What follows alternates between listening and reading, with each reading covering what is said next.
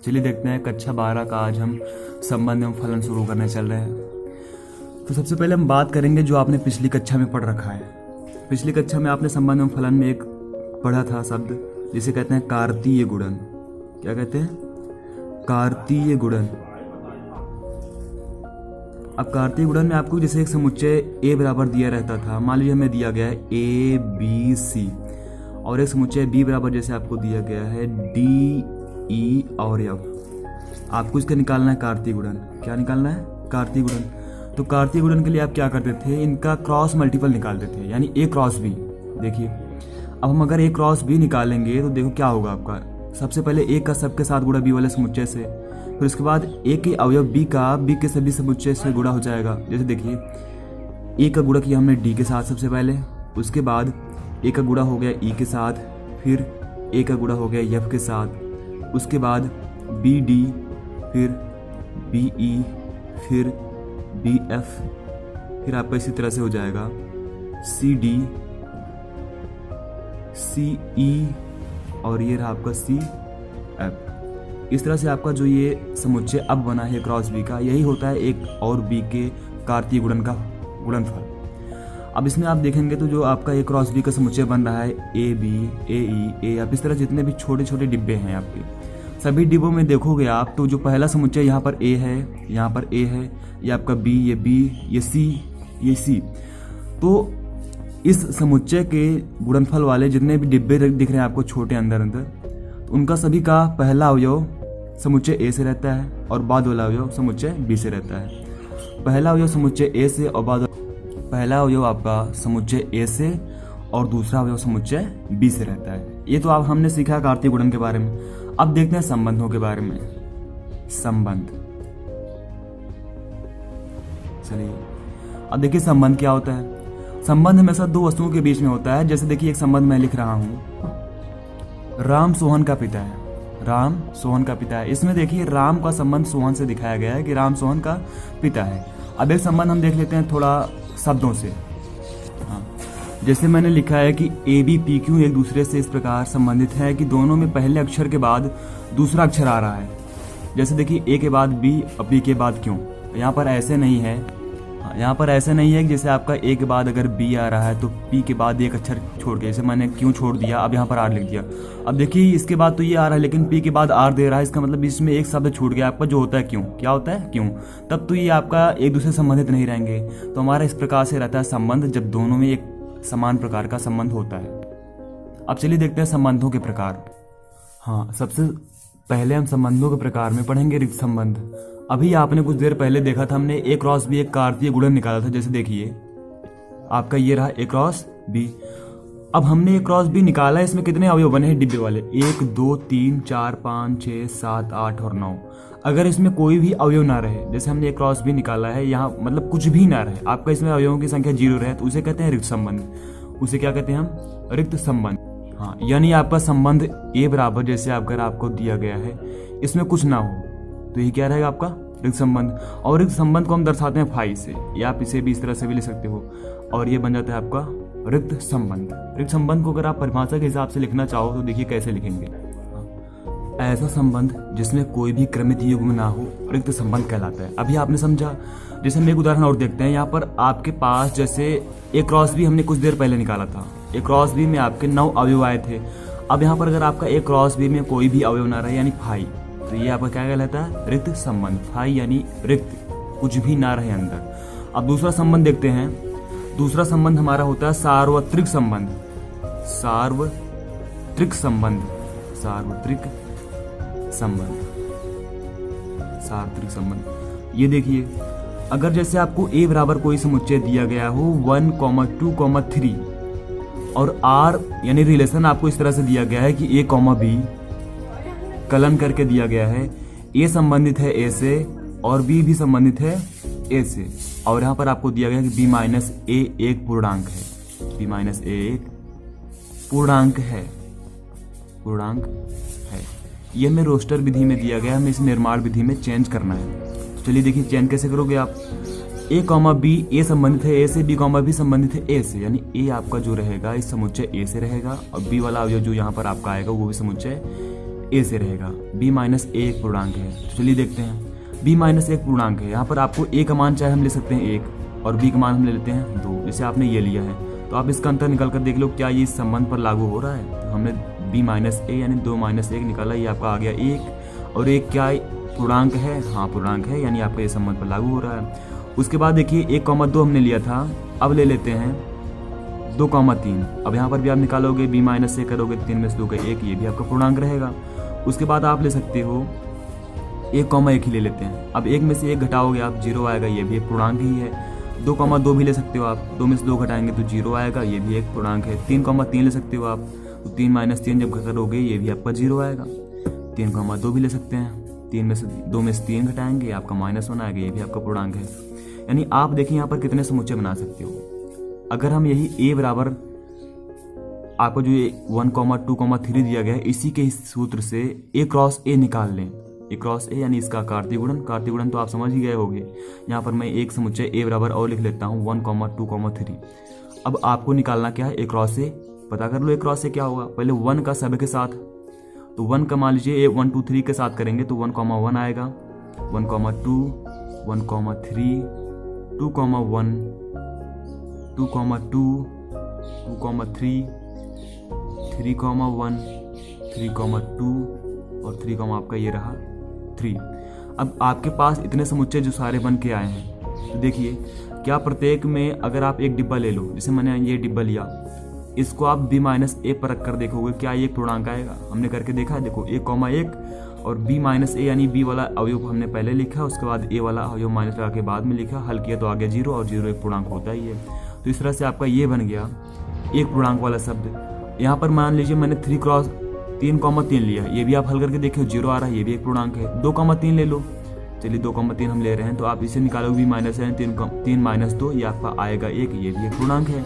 तो जब आपका जो r है इस तरह रोस्टर विधि में आप इसका जब निकालो निर्माण विधि, अगर ये पूरा का पूरा अवयव इस नियम को लागू करता है तो ये क्या कहलाता है आपका सार्वत्रिक संबंध। क्या कहलाएगा ये सार्वत्रिक संबंध। अगर आप r का मान निकालो, जैसे यहाँ पर हमने देखिए r का मान निकालने के लिए क्या किया, a क्रॉस a प्राप्त किया। अब a क्रॉस a में आपके 1, 2, 3, 4, 5, 6, 7, 8, 9 अवयव आए हैं, 9 अवयव आए हैं। अब प्रत्येक अवयव को आप अलग अलग लेकर देख रहे हो और उसका अंतर प्राप्त कर रहे हो b माइनस से, तो पूर्णांक आ रहा है। यानी जब सब के सब इस r वाले नियम को लागू कर जाएं तो वो कहलाते हैं आपके सार्वत्रिक संबंध। मान लीजिए जैसे यहाँ पर हमारे पास कोई एक अवयव ऐसा होता जिसे आप हल करते तो पूर्णांक ना आता। पूर्णांक यानी पॉइंट वाली संख्या ना आती, कोई जैसे मान लीजिए कोई पॉइंट वाली संख्या आ जाती 1.3, 1.2। जैसे ये देखिए अगर आपके पास कोई दो समुच्चय हैं, मान लीजिए एक हमारे पास है 2 और एक है आपका 1.5, अंतर निकालिए तो 2 माइनस 1.5 करोगे आप तो आएगा 0.5। अब 0.5 तो आपका पूर्णांक है नहीं, इसलिए नियम फेल हो जाएगा। लेकिन हमारा ये इस अवयव में कहीं दिख नहीं रहा है ना, कहीं नहीं दिखा। तो आपका ये अगर दिखा होता तो हमारा ये सार्वत्रिक संबंध ना होता, क्योंकि एक ऐसा अवयव बन जाता जो इस नियम पर लागू ना होता, पूर्णांक ना आता। लेकिन आपके पास ऐसे सभी अवयव हैं जिनका आप अंतर निकाल रहे हो, इस नियम पर रख रहे हो, तो एक पूर्णांक आ रहा है। जब a क्रॉस a आपका पूरे के पूरे अवयव r को लागू कर जाएं, r वाले नियम पर लागू हो जाएं, तो यही कहलाता है आपका सार्वत्रिक संबंध। अब देखते हैं अगला संबंध।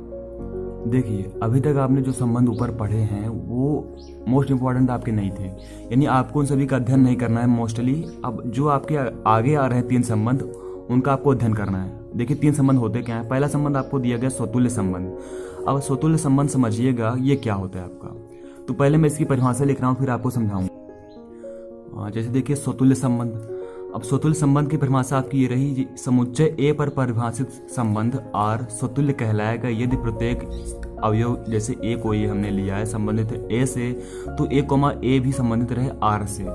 जैसे एक संबंध देखिए हमारे पास, मान लीजिए कोई संबंध दिया गया है R बराबर, यहाँ पर हम डायरेक्ट एक निर्माण विधि में देख रहे हैं, वो आपका 1,1 दिया गया है, 1,2 दिया गया है, 2,3 दिया गया है, और आपको एक समुच्चय A बराबर दिया गया है 1,2,3। आपको दिखाना है क्या ये स्वतुल्य संबंध है या नहीं है। इस बात को ध्यान समझिएगा। स्वतुल्य और आपके इसके बाद जो 2 संबंध आएंगे वो बहुत इंपॉर्टेंट संबंध हैं। सबसे पहले तो आप स्वतुल्य समझिए। स्वतुल्य समुच्चय A पर परिभाषित संबंध R स्वतुल्य तब कहलाएगा यदि प्रत्येक A संबंधित है A से, तो A, A भी संबंधित रहना चाहिए R से। अब यहाँ से कोई आप एक अवयव ले लो, जैसे ए संबंधित है ए से, ए यानी आपका इसमें से कोई एक अवयव, मान लीजिए हमने ए बराबर यहाँ से एक संबंध आर एक अवयव ले लिया है 1, ए बराबर आपने क्या लिया 1 लिया। जब ए संबंधित है ए से यानी आपका 1 संबंधित है इस ए से, तब आपका ए कॉमा ए संबंधित होना चाहिए आर से। ए कॉमा ए क्या रहेगा आपका, ए का मान 1 तो 1 कॉमा 1 हो जाएगा। 1 कॉमा 1 किससे संबंधित होना चाहिए आर से। आपका जो ये 1 कॉमा 1 अवयव आया है, देखिए क्या आर में है, ये रहा ना हमारा आर में। जब ये आर में मिल गया तो स्वतुल्य हो जाएगा। क्या हो जाएगा, स्वतुल्य, स्वतुल्य है। लेकिन अगर यहीं पर आपका 1 कॉमा 1 ना रहता, 3 कॉमा 1 हो जाता या फिर कुछ और हो जाता, आपका 1 कॉमा 1 जैसे संबंधित है आर से, हमने दिखाया अभी, ये संबंध इससे ना बनता तो आपका स्वतुल्य ना होता। एक अवयव और लेकर देखते हैं। जैसे मान लीजिए आपको आर बराबर कोई संबंध दिया गया है निर्माण विधि में 2 कॉमा 1, 2 कॉमा 2, 3 कॉमा 1, और आपको समुच्चय एक ए बराबर दिया गया है जैसे 3, 1 और 4, ऐसे ये आपको दिया गया। अब आपको बताना है क्या यह संबंध जो आपका आर बराबर बना है स्वतुल्य है कि नहीं है। तो सबसे पहले हमने यहाँ समुच्चय एक लिया 3, यहाँ पर आपने ए संबंध है ए के हिसाब से ए बराबर क्या लिया 3 लिया है। तो जब आपने ए बराबर 3 लिया है तो 3 कॉमा 3 भी संबंधित रहना चाहिए आर से। 3 कॉमा 3 भी किससे संबंधित रहना चाहिए आर से, क्योंकि देखिए आप क्या 3 कॉमा 3 आर में है कहीं पर, नहीं है ना। चलिए छोड़िए, 3 कॉमा 3 आर में नहीं है। अब दूसरा अवयव लीजिए, मान लीजिए हमने यहाँ पर ए बराबर 1 लिया, तो आप ये देखिए क्या 1 कॉमा 1 इस नियम से आर से मिल रहा है कहीं पर, है कहीं पर 1 कॉमा 1 नहीं है, यानी ये भी नहीं आपका समुच्चय ए बराबर 1 पर भी ये नियम फेल हो गया। अब देख लेते हैं एक लास्ट आपका जो अवयव बचा है ए बराबर 4 पर। ए बराबर 4 पर आप देखिए क्या ये कहीं पर लगेगा नियम, ए बराबर आपने 4 लिया है तो 4 कॉमा 4 ये रिलेटेड रहना चाहिए आर से। तो देखिए 4 कॉमा 4 इस संबंध में कहीं पर है, 4 कॉमा 4, 4 कॉमा 4, 4 कॉमा 4 कहीं नहीं है, यानी आपका इसके लिए स्वतुल्य नहीं है, स्वतुल्य नहीं है। तो आपके इस तरह से संबंध हो गया स्वतुल्य संबंध।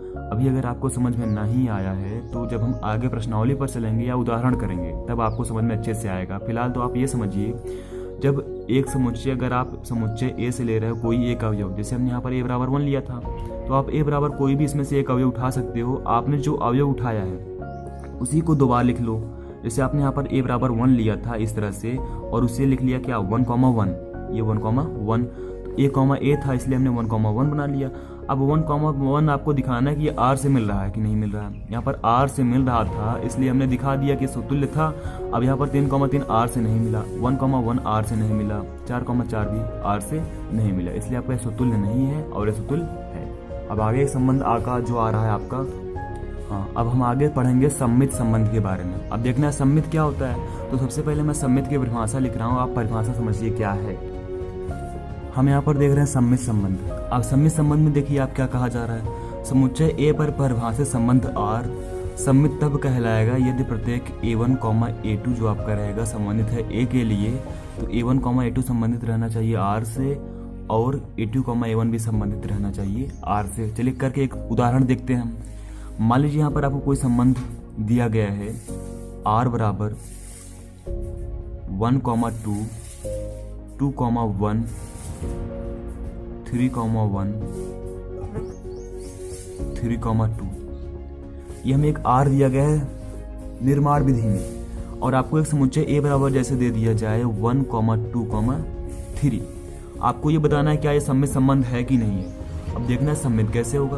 परिभाषा के हिसाब से समुच्चय ए पर परिभाषित संबंध आर सम्मित तब कहलाएगा यदि प्रत्येक a1, a2 संबंधित है ए के लिए, तो a1, a2 संबंधित रहना चाहिए आर से भी और a2, a1 भी संबंधित रहना चाहिए आर से। अब यहाँ पर आपका कह रहा है a1, a2 जो आप लोगे वो संबंधित रहना चाहिए ए से।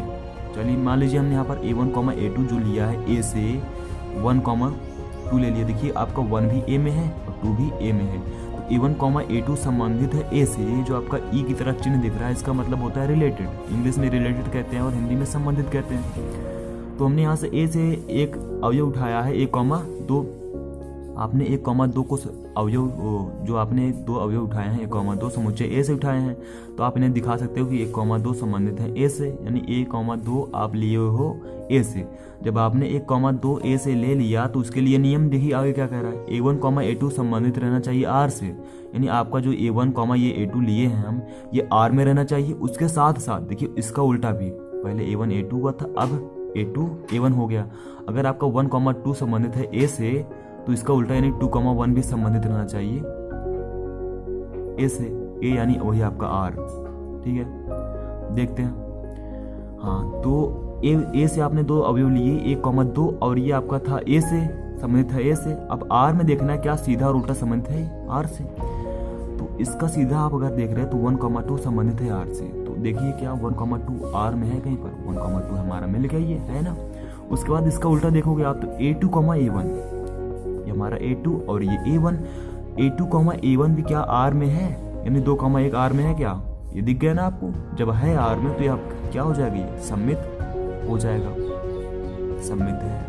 जैसे मैं एक और दे रहा हूँ आपको उदाहरण, आर बराबर मान लीजिए हमें कोई अवयव इस तरह से दिए गए हैं संबंध 2,3, 3,2, 4,1, 1,4 ये दिया गया आपको। और एक समुच्चय ए बराबर मान लीजिए दिया गया है 1,2, 3, 4। अब आपको दिखाना सम्मित है कि नहीं है, सम्मित है कि नहीं है। तो सम्मित के लिए आप क्या जानते हो, सम्मित के लिए हम ये जानते हैं कि हम समुच्चय ए से कोई 2 अवयव उठाते हैं। मान लीजिए हमने समुच्चय ए से 2 अवयव इस तरह से उठाए हैं, A1 आप ले लो 2, ये हमने यहाँ से A1 ये ले लिया, और A2 ले लेते हैं 3। A2 क्या ले लिया जाए 3, ये आपका A1 रहा और ये A2 रहा। तो A1, A2 आपने उठाया है ए से, देखिए है ना ए में, A1 आपका ये 2 A1 में है, A2 यानी 3 आपका ये 3 यहाँ पर है हमारा ए में, तो आपका ये रिलेटेड है ए से, यानी ये दोनों अवयव जो आपके उठाए गए हैं ए से उठाए गए हैं। अब आपको इसका दिखाना है ये सम्मित है कि नहीं है, के लिए आपका ये सीधे सीधे आर में मिलना चाहिए, यानी आपका 2,3 आर में होना चाहिए। और इसका उल्टा, जैसे कि आपने यहाँ पर संबंध देखा है A1, A2 आर से मिल रहा है, तो इसका उल्टा यानी A2, A1 भी आर से मिलना चाहिए। तो देखिए हमने A1, A2 समुच्चय ए से कोई 2 अवयव उठाए हैं। अब सबसे पहले सम्मित के लिए इसे सीधा आर में दिखाते हैं। तो देखिए क्या 2,3 आर से मिल रहा है, 2,3 हमने देखा, 2,3, 2,3 ये मिल गया आपका 2,3 सीधा सीधा आर से मिल गया। अब इसका उल्टा देख लो मिलेगा क्या, उल्टा यानी A1, A2 आपने यहाँ पर अगर लिया था तो ये हो जाएगा A2, A1। A2 क्या है आपका 3 और A1 क्या है 2, तो क्या 3,2 भी आर में मिल रहा है कहीं पर, 3,2 हाँ ये मिल रहा है। जब इसका सीधा भी इस तरह से मिल जाए और उल्टा भी मिल जाए तो आपका ये सम्मित हो जाएगा, अतः यह संबंध भी सम्मित है। उदाहरण में आप और अच्छे से समझ जाओगे। अभी हम चलते हैं अगले संबंध पर। जैसे हम देखते हैं लास्ट संबंध, अंतिम वाला संबंध, संक्रामक संबंध। अब देखना संक्रामक क्या होता है। अभी आपने इससे पहले स्वतुल्य और सम्मित देखा है, अब देखते हैं संक्रामक। तो संक्रामक की पहले मैं परिभाषा लिख रहा हूँ, वो आप समझो, फिर उसके बाद आगे बढ़ते हैं। हाँ देखिए, संक्रामक संबंध की हमने परिभाषा लिखी है। यदि A1, A2, A3 है आपका ये समुच्चय ए से, तो A1, A2 यानी आपका ये और ये अवयव मिलना चाहिए R से। उसके बाद देखिए A2, A3 यानी दूसरा अवयव और लास्ट वाला अवयव ये भी मिलना चाहिए हमारा R से। उसके बाद देखिए लास्ट में क्या है आपका A1, A3 ये भी मिलना चाहिए R से।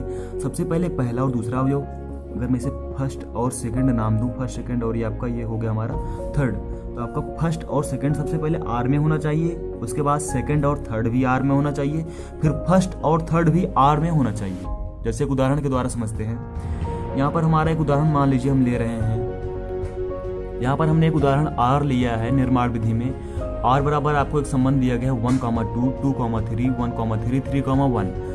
आपको ये बताना है क्या ये संक्रामक है कि नहीं है। अब संक्रामक के लिए हमने आपको एक नियम लिखवाया, क्या, यदि आपके पास 3 अवयव समुच्चय ए से इस प्रकार हैं A1, A2 और A3, तो आपको दिखाना है कि पहला और सेकंड वाला यानी पहला और दूसरा अवयव R से मिलना चाहिए। A1, A2 आपका R से मिलना चाहिए इस संबंध से। उसके बाद A2, A3 सेकंड और थर्ड भी R से मिलना चाहिए। उसके बाद है आपका A1, A3 यानी फर्स्ट और थर्ड भी R से मिलना चाहिए। तो सबसे पहले काम क्या रहेगा आपका कि 3 अवयव आप समुच्चय ए से उठाइए। सॉरी, मैंने आपको समुच्चय ए दिया ही नहीं अभी, तो समुच्चय ए पहले लिख लेते हैं। जैसे समुच्चय ए बराबर आपके पास है 1, 2, 3, 4, तो आपको इस समुच्चय ए से कोई 3 अवयव उठाने हैं। मान लीजिए हम समुच्चय ए से 3 अवयव इस प्रकार से उठा रहे हैं। A1 A2 और A3 हम इस प्रकार से ले रहे हैं। A1 हमने लिया है 1 को, A2 लिया है 2 को और A3 लिया है 3 को। आप देखते हैं आगे। अब आपका ये A1 है, A2 ये है, A3 ये है। सबसे पहले क्या होना चाहिए हमारा, A1, A2 मिलना चाहिए R से। अब A1, A2 अगर आप देखोगे तो A1 क्या है हमारा यहाँ पर 1 है, तो 1, 2 A1 A2 है ना आपका ये, तो 1, 2 ये मिलना चाहिए सबसे पहले R से। देखिए क्या R में मिल रहा है ये 1, 2 है ना हमारा ये, हाँ है, तो आपका ये तो सही है पहला नियम, यानी A1, A2 तो R से मिल गया। उसके बाद देखना है क्या A2, A3 भी R से मिल रहा है। तो हमने A2 क्या लिया था, आपने 2 लिया था और A3 3 लिया था, तो आपको ये देखना है क्या 2, 3 भी R से मिल रहा है कि नहीं मिल रहा है। तो 2, 3 आपका R में है, देखो है कि नहीं है, ये है ना हमारा 2, 3, तो आपका ये भी R से मिल गया। अगर ना मिल रहा तो आपको यहाँ पर एक ऐसे लाइन खींच देनी थी, यानी नॉट रिलेटेड। जैसे आप नॉट इक्वल्स टू ऐसे लिखते हो ना, वैसे अगर आपका ये R से ना मिले तो आप नॉट रिलेटेड लिख सकते हो, यानी संबंधित नहीं है, तो आपका संक्रामक नहीं होगा। सबसे पहले हमने A1, A2 संबंध को दिखाया जो कि था हमारा, फिर हमने A2, A3 संबंध दिखाया, ये भी R में था। अब लास्ट हमारा बच रहा है A1, A3, ये भी अगर R में हो गया तो संक्रामक हो जाएगा। तो हमने लास्ट देखा, लास्ट वाला क्या है आपका, सबसे पहले तो पहला अवयव 1, उसके बाद लास्ट वाला अवयव 3। 1, 3 क्या आपका R में है, ये है ना भाई हमारा है, तो आपका ये क्या हो जाएगा, संक्रामक हो जाएगा। अतः फलन हमारा संक्रामक है। तो अभी आपने जो 3 संबंध पढ़े लास्ट के, स्वतुल्य संबंध, सम्मित संबंध और संक्रामक संबंध। अब मैं आपको एक उदाहरण दे रहा हूँ, आपको तीनों उसमें देखना है कि ये स्वतुल्य है, सम्मित है, संक्रामक है कि नहीं है। जैसे एक उदाहरण देखिए, जैसे हमने यहाँ पर एक उदाहरण लिया है, आपको एक समुच्चय R बराबर निर्माण विधि में इस प्रकार से दिया गया है 1, 2, 2, 3, 1, 3, 3, 1, 1 और समुच्चय A बराबर आपको दिया गया है 1, 2, 3, 4। आपको ये सबसे पहले बताना है क्या यह स्वतुल्य है कि नहीं है। तो सबसे पहले हम देखते हैं स्वतुल्य के लिए।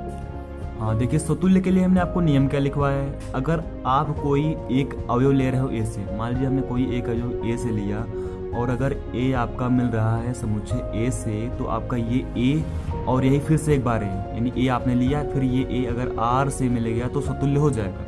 यानी स्वयं का अवयव जो आपने लिखा है A और वही आपका A यहाँ पर भी रहे, और अगर ये डिब्बा आपका R में कहीं पर दिख जाए तो ये क्या होता है हमारा स्वतुल्य। अब आपको इस समुच्चय A से कोई एक संबंध ऐसा लेना है। मान लीजिए हमने A को लिया है यहाँ पर एक, ये देखो आपका एक A समुच्चय A में है ना, तो हमने A का मान ले लिया 1। अब 1 तो आपका रिलेटेड है कैपिटल A से, यानी समुच्चय A से। क्यों? क्योंकि आपने 1 को A से लिया है तो आपका A मिल गया A से। अब दिखाना है आपको कि A, A यानी 1 और कॉमा यही आपका 1, तो दिखाना है कि आपका ये 1, 1 भी R में है कि नहीं है। तो देखो क्या है R में 1, 1, 1 है ना आपका R में, तो 1, 1 R में है, इसलिए आपका यह स्वतुल्य हो जाएगा। अब देखते हैं हम सम्मित। सम्मित कैसे होगा आपका? सम्मित के लिए आपने संबंध लिखा है, यदि आपका कोई एक अवयव हमने लिया A1 समुच्चय A से और एक अवयव ले लिया A2, ये भी समुच्चय A से। अगर A1 और A2 दोनों समुच्चय A से लिए गए हैं तो आपका सीधा सीधा A1 और A2 जो आपका सीधा सीधा है ये R से मिलना चाहिए। उसके बाद इसका उल्टा, यानी A2 पहले आ गया फिर A1 बाद में आ गया, ये भी R से मिलना चाहिए। ये होता है हमारा सम्मित का नियम। देख लीजिए क्या ये सभी नियम लागू हो रहे हैं इस R में। जैसे हमने A1 के लिए क्या लिए यहाँ पर, जैसे मान लीजिए हमने A1 बराबर समुच्चय A से ले लिया है 1 और A2 बराबर समुच्चय A से ले लिया है 2, 1 और 2। तो देखिए क्या 1, 2 आपने ये जो A1, A2 लिया है इससे आपका संबंध R में कोई बन रहा है। देखिए क्या कुछ बनेगा आपका। हमने A1 बराबर जैसे 1 लिया है, A2 बराबर ले लेते हैं 3, ठीक है, 1, 3 ले लिया। अब जैसे आपका A1, A2, A1 आपने क्या लिया है 1 और A2 क्या लिया 3, 1, 3 क्या A से लिया है आपने, A में मिल रहा है, तो हमारा 1 भी A में है और 3 भी A में है, यानी आपका ये 1, 3 A से रिलेटेड है। जब ये A से मिल गया तो आपका ये सीधा का सीधा R में भी होना चाहिए और इसका उल्टा भी R में होना चाहिए। सबसे पहले सीधा देखते हैं, तो क्या आपका 1, 3 ये R में मिल रहा है कि नहीं मिल रहा। तो 1, 3 R में है, 1, 3 ये है ना हमारा 1, 3 R में है, यानी आपका पहला नियम ये तो लग गया हमारा। अब दूसरा नियम क्या है, इसका उल्टा R में होना चाहिए। उलट कर देखो, मान लीजिए हमने इसे उलट दिया 3, आपका ये 1 बन गया। क्या अब ये R में है, देख लीजिए 3, 1 ये है ना हमारा 3, 1 ये भी R में मिल गया। तब जब ये दोनों आपके सीधे भी मिल गए उल्टे भी मिल गए तो ये आपका क्या हो जाएगा सम्मित। है। अब लास्ट आपका संबंध बचा है संक्रामक। संक्रामक देते हैं। संक्रामक में क्या होता है, हमने आपको जो नियम लिखवाया है उस नियम के हिसाब से अगर आप देखोगे तो संक्रामक में हमने क्या लिखवाया आपको, A1, A2, A3 यदि समुच्चय A से लिए गए हैं, समुच्चय A से लिए गए हैं तो सबसे पहले पहला अवयव और दूसरा अवयव भी R में मिलना चाहिए, उसके बाद दूसरा और तीसरा अवयव R में मिलना चाहिए, फिर उसके बाद पहला और लास्ट वाला अवयव भी R से मिलना चाहिए। सबसे पहले देख लेते हैं A1, A2, A1, A2 ये R से मिलना चाहिए, उसके बाद A2, A3 ये भी R से मिलना चाहिए, फिर फर्स्ट और लास्ट यानी A1, A3 भी R से मिलना चाहिए। देख लीजिए संबंध क्या ये लग रहे हैं तीनों। हमने यहाँ पर A1, A2, A3 मान लीजिए कुछ क्रम से आप ले लो, जैसे आपने A1 बराबर क्या लिया यहाँ समुच्चय A से, A1 बराबर हम ले लेते हैं 1, A2 बराबर ले लेते हैं 2 और A3 बराबर ले लेते हैं 3, ले लिया आपने। अब लगा दीजिए संबंध का नियम। सबसे पहले A1, A2, A1 आपका 1 है, A2 2 है, तो क्या 1, 2 R में है हमारा, 1, 2, 1, 2, 1, 2 ये मिल गया आपका R में, यानी आपका पहला नियम लग गया। अब दूसरा नियम क्या रहता है, A2, A3, A2 क्या रहा हमारा 2 और A3 क्या रहा 3, तो क्या 2, 3 R में है, 2, 3 ये है हमारा R में, यानी ये भी दूसरा नियम लग गया। अब तीसरा नियम क्या रहना चाहिए आपका, पहला वाला अवयव और लास्ट वाला अवयव, पहला वाला आपका 1 था, लास्ट वाला 3 था, तो क्या आपका 1, 3 R में है, देख लो अगर मिल जाए ये वाला तो आपका ये संक्रामक भी हो जाएगा। 1, 3 R में कहीं पर दिखा आपको, तो 1, 3 है ना यहाँ पर, जब आपका 1, 3 भी R में है तो आपका ये संक्रामक हो जाएगा। अतः संबंध समतुल्य भी है, सममित भी है और संक्रामक भी है। आशा करता हूँ आपको ये वीडियो पसंद आया होगा। अब इस पर हम अगले वीडियो में सब उदाहरण देखेंगे, उसके बाद चलेंगे प्रश्नावली पर आपकी। तो अगर आपको ये वीडियो पसंद आया हो तो चैनल को प्लीज़ लाइक, शेयर और सब्सक्राइब जरूर करें। धन्यवाद।